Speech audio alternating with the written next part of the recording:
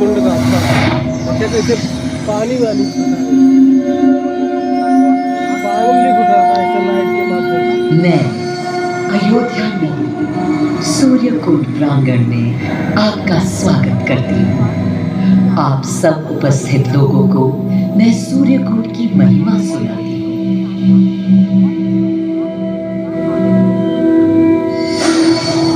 भारत की मिट्टी अनेकों दिव्य आत्माओं की जन्मस्थली है, पर आज मैं आपको कथा सुनाऊंगी भगवान विष्णु के उस अवतार की जिनके अवतरण से मैं पावन हो गई सदा सदा के लिए। माँ कौशल्या की गोद में जन्म लिया मर्यादा पुरुषोत्तम श्री राम ने अधर्म के नाश के लिए, धर्म की विजय के लिए।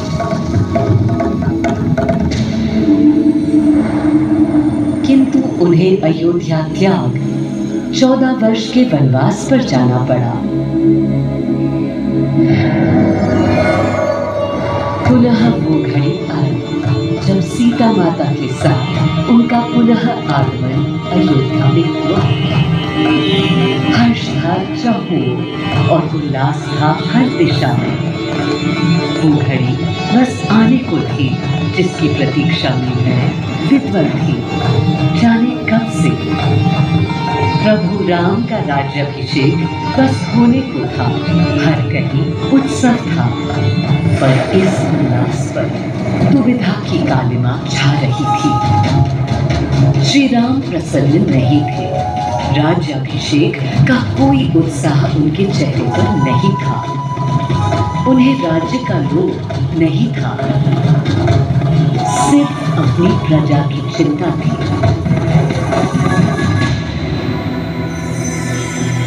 सबके मन में एक ही प्रश्न था, कौन हल कर सकेगा श्री राम की इस दुविधा को, मिटा सकेगा इस अंधकार को, किसके तेज से छट जाएगी ये क्लांति। अरे वही जिसके वंशज हैं श्री राम, जो स्वयं सशरीर धरती पर पधारेंगे श्री राम को राम राज्य समझाने।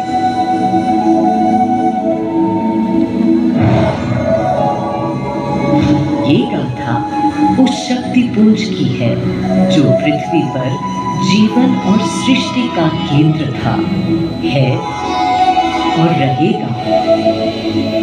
वो अखंड शक्ति स्रोत जो दिशा दिखाता है सतत अनवरत, जिसने श्री राम का मार्ग प्रशस्त किया, आदि नारायण सूर्यदेव। अयोध्या वासियों को भी प्रभु श्री राम की इस दुविधा का आभास होने लगा था। देखा क्या? तुमने देखा क्या? कितने सकुचाई से श्री रघुवीर थे। पद की प्रसन्नता या तर्क निरप होने का ललक या उमंग कोई कुछ भी तो दिखी नहीं। मुकुट सामने रख कितने अधीर थे। वे तो थे अधीर, हाँ थोड़े गंभीर थे। सौम्य मुखमंडल पर निर्बलों की पीड़ा थी, दीन असहाय वंचितों का दर्द था। उनके लिए मुकुट अथवा राज सिंहासन वैभव का लोभ नहीं। अब कैसे सुखी दिखे जब तक सुखी सारे लोग नहीं। तब दिशा निर्देशन के लिए श्री राम ने स्वयं सूर्यदेव का स्मरण किया। श्री राम सूर्यदेव का आह्वान करने लगे। क्लांत मन से उन्होंने अपने पितामह को याद किया। मन असमंजस में था उनका।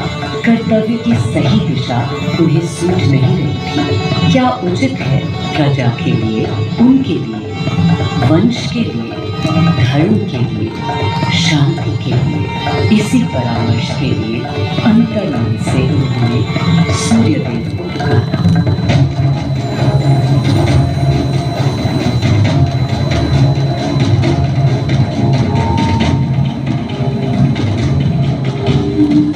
मैं अयोध्या पवित्र से पवित्रतम हो गई हूँ।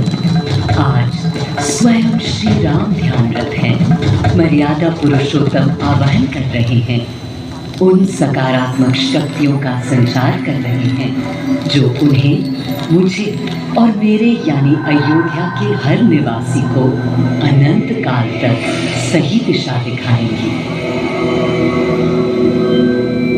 संभव है स्वयं सूर्यदेव सशरीर पधारे अयोध्या की धरा पर।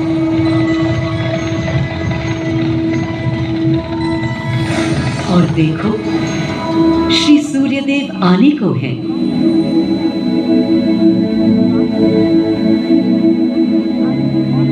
उनकी पहली किरण के स्पर्श से कलियां एक एक कर खिलने लगी। जीवन की कांति हर ओर धीरे धीरे फैलने लगी।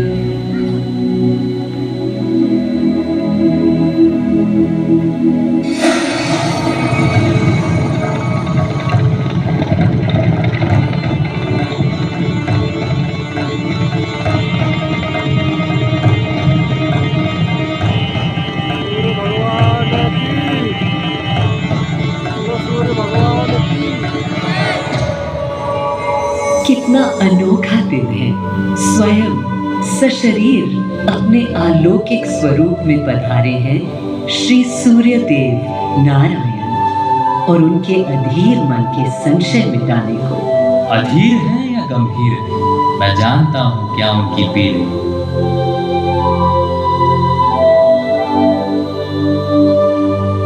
माँ कौशल्या को प्रणाम। कहाँ है राम? अरे भूलूं ये बात कि कौन बड़ा है। आज्ञा हो तो आपके चरण छू लूं। अरे नहीं नहीं, ये क्या करते हैं आदि पुरुष? ऐसा अनुग्रह सर्वथा अनुचित है। राम वंशज हैं आपके, क्यों पाप का भागीदारी बनाते हैं पितामह?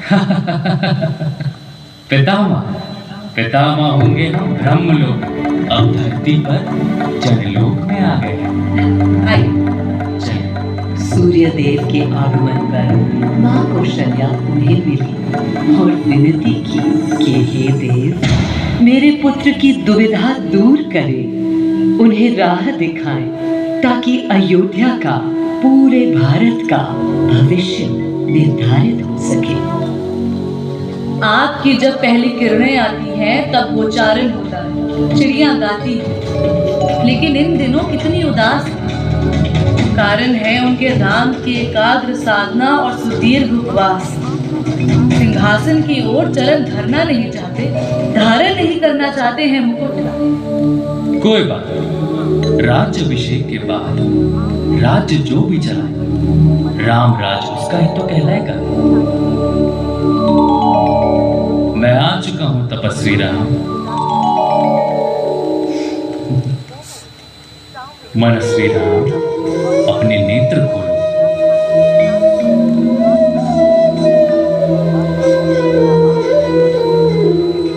प्रणाम पितामह, प्रणाम। प्रणाम मेरे राम, प्रणाम।